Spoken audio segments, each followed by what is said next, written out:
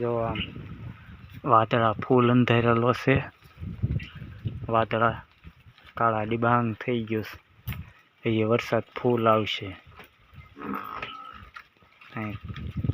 કડબે ઢાંકી દીધેલી છે,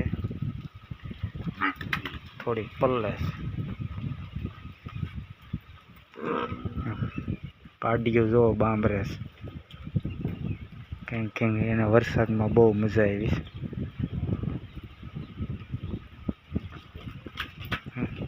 ઠેકડા મારે છે.